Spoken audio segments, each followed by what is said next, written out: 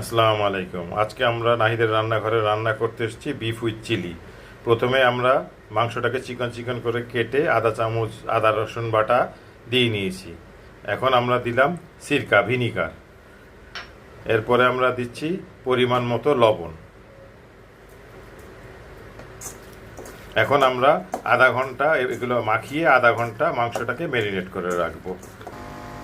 আমাদের আধা ঘন্টা হয়ে গেছে, আমরা এখন মেন রান্নাতে যাব। আমরা এখন পরিমাণ মতো তেল দেব। তেলটা গরম হয়ে গেলে আমরা এখানে দেব রসুন কুচি। রসুন কুচিটি একটু গরম হয়ে গেলে আমরা এখানে ম্যারিনেট করা মাংস দিয়ে রান্নার কার্যপ্রণালী শুরু করব। আমাদের রসুন কুচি ভাজা হয়ে গেছে, আমরা এখন ম্যারিনেট করা মাংসটি দিয়ে দিচ্ছি।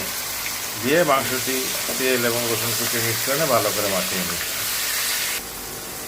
মাংস থেকে আমাদের বেশ পানি বেরিয়েছে, যে পরিমাণ পানি বেরিয়েছে এটা দিয়ে আমরা 8 থেকে 10 মিনিটের মধ্যে মাংসটি সেদ্ধ করে নেব। আমাদের 10 মিনিট হয়ে গেছে, এর মধ্যে গোশটা সেদ্ধ হয়ে গেছে, বেশ ভাজা ভাজা হয়ে গেছে। এখন আমরা এর মধ্যে 1.5 কাপ পরিমাণ পেঁয়াজ দিয়ে দেব।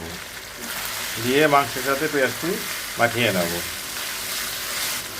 এখন আমরা দেব বেশ কিছু কাঁচামরিচ। এখন দেব সয়া সস।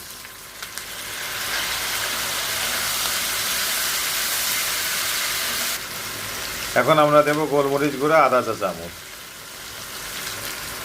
আমরা এখন দিলাম 1 কাপ পরিমাণ পানি। এখন আমরা দেব 1 চা চামচ পরিমাণ চিনি। এবার দেব 1/2 চা চামচ পরিমাণ টেস্টিং সল্ট। এখন আমরা দেব 2 টেবিল চামচ টমেটো সস।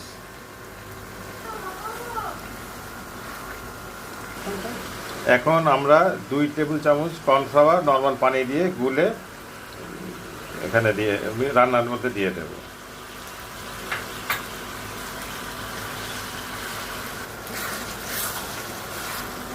আমাদের রান্না শেষ হয়ে গেল, আমাদের মজাদার বিফ উইথ চিলি। আমাদের রান্না সম্পর্কে আপনাদের মতামত কমেন্ট বক্সে করার জন্য অনুরোধ রইল।